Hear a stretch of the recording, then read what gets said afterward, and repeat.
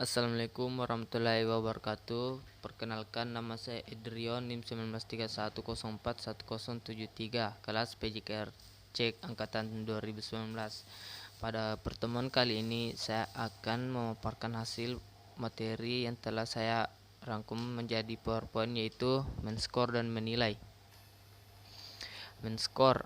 Sementara orang berpendapat bahwa bagian yang paling penting dari pekerjaan pengukuran dengan tes adalah penyusunan tes. Jika alat tesnya sudah disusun sebaik-baiknya, maka anggapannya sudah tercapailah sebagian besar dari maksudnya. Dalam hal pekerjaan men-skor atau menentukan angka dapat digunakan 3 macam alat bantu, yaitu yang pertama, pembantu menentukan jawaban yang benar, disebut kunci jawaban. Yang kedua, membantu menyeleksi jawaban benar dan salah, disebut kunci scoring. Yang ketiga yaitu membantu menentukan angka, disebut pedoman penilaian. A. Kunci jawaban dan kunci pemberi skor untuk tes bentuk salah.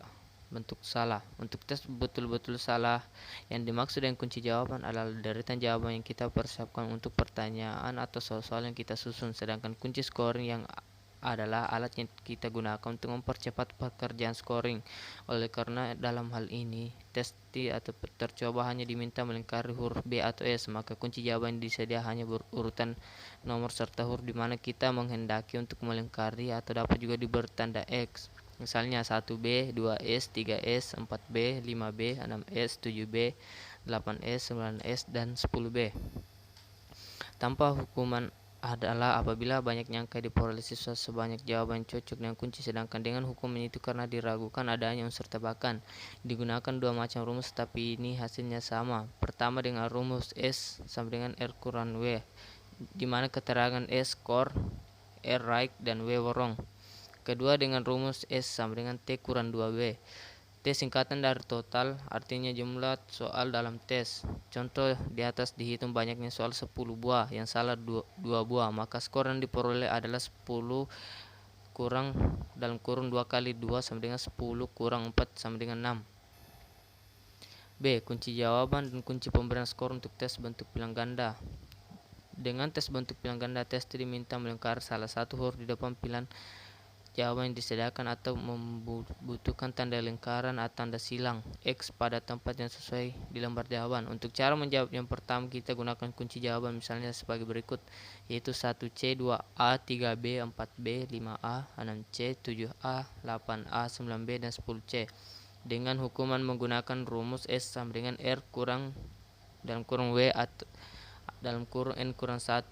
Keterangan S sama dengan skor, W sama dengan wrong, dan N banyaknya pilihan jawaban. C. Kunci jawaban dan kunci pemberian skor untuk tes bentuk jawaban singkat. Tes bentuk jawaban singkat adalah tes yang menghendaki jawaban berbentuk kata atau kalimat pendek. Kunci jawaban tes bentuk ini merupakan deretan jawaban sesuai dengan nomornya. Contoh, 1 berat jenis, 2 mengembun, 3 komunitas, 4 populitas, 5 energi.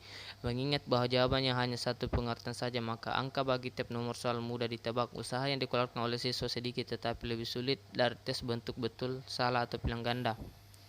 D. Kunci jawaban dan kunci pemberian skor untuk tes membentuk menjodohkan. Pada dasarnya, tes bentuk menjodohkan adalah tes bentuk pilihan ganda, di mana jawaban kunci dijadikan satu, demikian pula pertanyaan-pertanyaannya. Kunci jawaban tes bentuk menjodohkan dapat berbentuk deretan jawaban dikehendaki. Contohnya deretan nomor yang diikuti oleh huruf-huruf yang terdapat di depan alternatif jawaban. Contoh, tahun 992 atau 1F, I membonjol atau 2C, perang Padre atau 3H.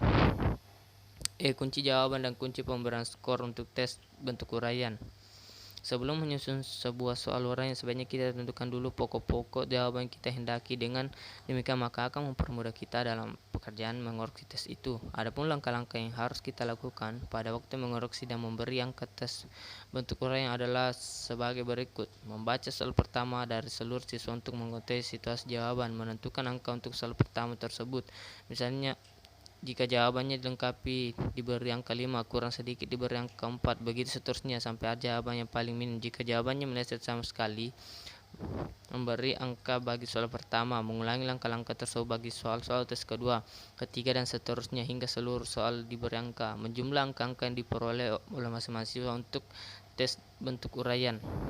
F. Kunci jawaban dan kunci pemberian skor untuk tugas. Kunci jawaban untuk memeriksa tugas merupakan pokok-pokok yang harus termuat dalam pekerjaan siswa. Hal ini menyangkut kriteria tentang isi tugas, namun untuk kelengkapan dalam pemberian skor digunakan suatu tolok ukur tertentu. Tolok ukur yang tertentu disarankan sebagai ukuran keberhasilan tugas adalah 1. Ketepatan waktu penyerahan tugas, 2. Bentuk fisik pengerjaan tugas yang menandakan keseriusan siswa dalam mengerjakan tugas, 3. Sistematika yang menunjukkan alur keruntutan pikiran, 4. Kelengkapan isi, dan 5. Mutu hasil tugas. Perbedaan antara skor dan nilai. Apa yang terjadi selama ini banyak di antara guru yang masih memperadukan antara dua pengertian, yaitu skor dan nilai. Skor adalah hasil pekerjaan men-skor yang diperoleh dengan menjumlahkan angka-angka bagi tiap soal tes yang dijawab betul oleh siswa. Sedangkan nilai adalah angka ubahan dari skor dengan menggunakan acuan tertentu, yakni acuan normal atau acuan standar. Perubahan skor menjadi nilai dapat dilakukan untuk skor tunggal, misalnya sesudah memperoleh skor ulang harian, atau untuk skor gabungan dari beberapa ulangan dalam rangka memperoleh nilai akhir untuk rapor. Secara rinci skor dapat dibedakan menjadi 3 macam, yaitu A. Skor yang diperoleh adalah sejumlah bilik yang dimiliki oleh tes sebagai hasil mengerjakan tes. B. Skor sebenarnya, seringkali juga disebut dengan istilah skor universi. Skor alam adalah nilai hipotesis yang sangat tergantung pada perbedaan individu berkenaan dengan pengetahuan yang dimiliki secara tetap.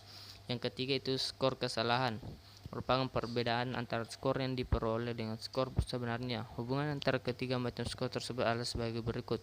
Skor yang diperoleh sama dengan skor sebenarnya ditambah dengan skor kesalahan.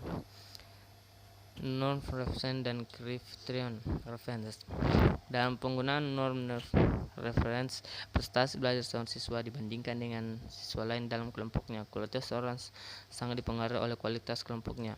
Dasar pikiran dari penggunaan standarnya adalah adanya asumsi bahwa setiap populasi yang heterogen tertentu dapat kelompok yang baik, kelompok sedang, dan kelompok kurang. Apabila standar mutlak dan standar relatif ini digabungkan dengan pengubahan skor menjadi nilai, maka akan terlihat demikian. A. Dengan standar mutlak. 1. Pemberian skor terhadap siswa dasarkan atas pencapaian siswa terhadap tujuan yang ditentukan. 2. Nilai yang diperoleh mencapai skor rata-rata langsung dari sekolah asal. Skor mentah, contoh dari ulangan ke-1 memperoleh skor 60 mencapai 60% tujuan.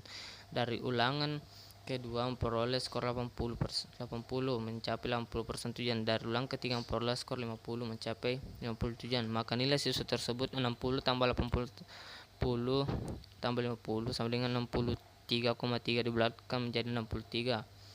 B. Dengan standar relatif. 1. Pemikiran skor terhadap siswa juga didasarkan atas pencapaian siswa terhadap tujuan ditentukan. 2. Nilai diperoleh dengan dua cara, itu mengubah skor dari tiap-tiap ulangan lalu dan rata-ratanya. Menjumlah skor tiap-tiap ulangan baru diubah menjadi nilai. Demikianlah hasil materi yang saya paparkan, kurang dan lebihnya mohon dimaafkan. Wabillahi taufiq wal hidayah. Wassalamualaikum warahmatullahi wabarakatuh.